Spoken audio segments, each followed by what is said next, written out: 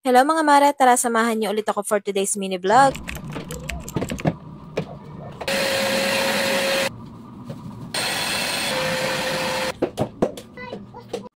Habang natutulog ang batang maliit, ay nilinis ko nga muna itong ref namin dahil last linis ko pa nga dito ay 2024 pa tapos wala na din naman itong laman. Ang laman na nga lang nito ay ilang pirasong yelo at saka itong mga gamot ng mga bata dahil dito ko nga inilalagay ang gamot ng mga bata. Hindi pa nga kami nakakapag-grocery kaya wala pa nga kaming mailalaman dito sa ref.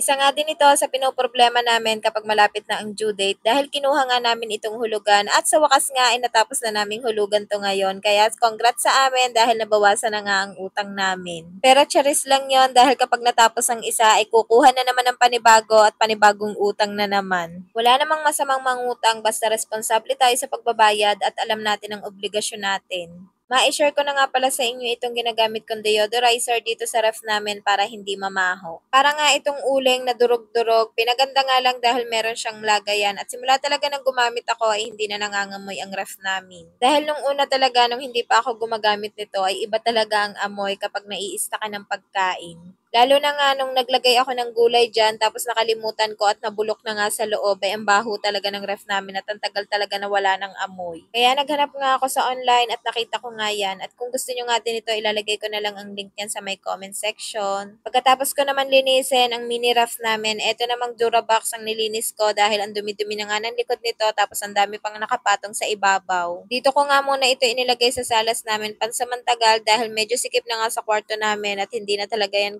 siya, kaya dyan ko na nga lang muna inilagay kahit na pangit tingnan. Dahil nung sa kwarto nga yan nakalagay, medyo nakaharang na nga sa bintana at ang pangit naman kapag nakaharang sa bintana dahil wala nang makakapasok na sariwang hangin at kulob na kulob naman ang kwarto namin. Pagkatapos ko namang linisan ang ref ay nag-vacuum naman ako. Isa din talaga tong vacuum na talaga namang napakalaking tulong sa akin, lalo na at malapit kami sa kalsada at talaga namang pumapasok ang mga alikabok dito sa loob ng bahay. At kung wawalisin naman palabas ay babalik at babalik din dito sa loob. 3-in-1 na nga itong vacuum na ginagamit ko dahil pwedeng-pwede nga itong gamitin sa wet at meron na nga din itong blower. Kaya kahit aksidenteng mabasa ang sahig nyo tapos nagva-vacuum kayo ay okay na okay at hindi nga yan masisira.